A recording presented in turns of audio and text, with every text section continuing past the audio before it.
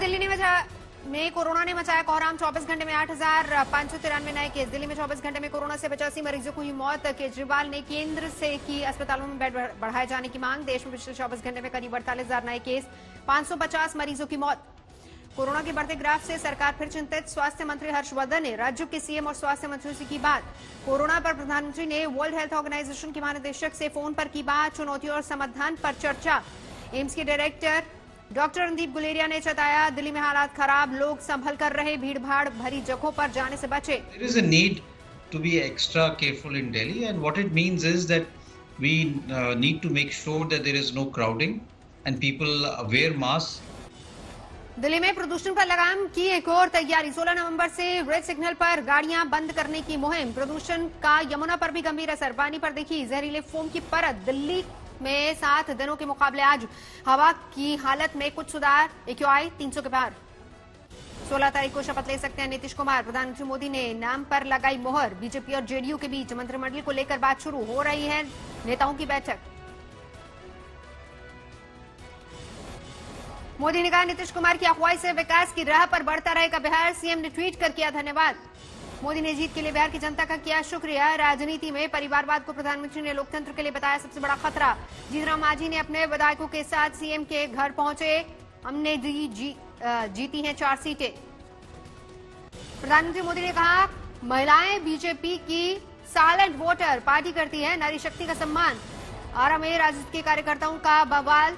चुनाव नतीजों में धांधली का आरोप। आगजनी की। चुनाव आयोग और नीतीश मुर्दाबाद के नारे लगाए। पुलिस ने आकर खदेड़ा। कांग्रेस नेता तारिक अनवर का बड़ा बयान। बोले, हम सच मानने चाहिए कि कांग्रेस के कमजोर प्रदर्शन की वजह से महागठबंधन सरकार बनाने से चूकी।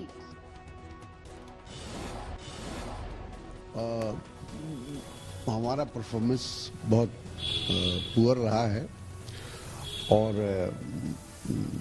आश्चर्यजनक भी रहा है। डेप्यूटी सीएम सुशील मोदी ने एलजेपी पर साधा निशाना। कहा, 25 से 30 सीटों की ये हुआ नुकसान। नीतीश कुमार के मंत्री ने चिराग पासवान पर निकाली भड़ास। बोले, वोट कटवा पार्टी की वजह से जेडीयू को 45 सीटों का नुकसान हुआ। बिहार में एलजेपी के प्रदर्शन पर चिराग ने दी सफाई। कहा, पूरा हुआ नीतीश को डैमेज पहुंचाने का मकसद। बंगाल बीजेपी के सांसद अर्जुन सिंह ने संगीन आरोप। बंगाल में बीजेपी वर्कर मनीषा शुक्ला के कातलों का आरजेडी से नाता।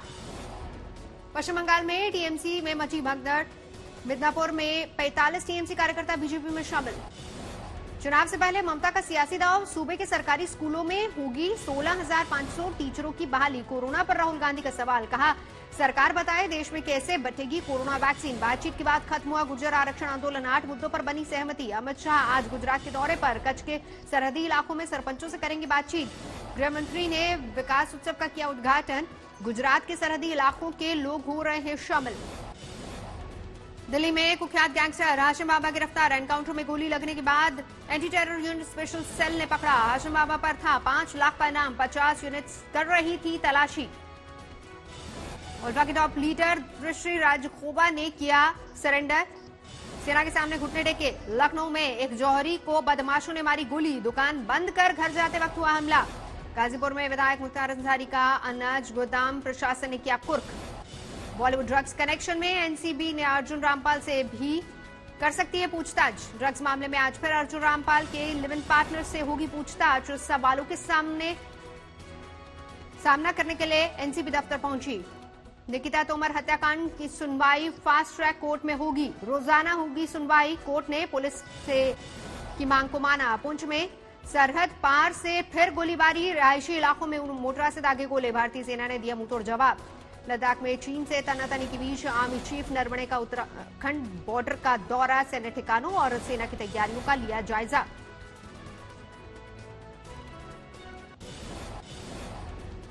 आखिरी चरण में पहुंची केदारनाथ धाम की यात्रा। यात्रियों की संख्या में कमी आने की वजह से 4 हेली सेवाएं बंद। 16 नवंबर को भैया दूज पर बंद होंगे केदारनाथ के कपाट। सुबह 8:30 बजे ऊखीमठ के लिए रवाना होगी बाबा की डोली।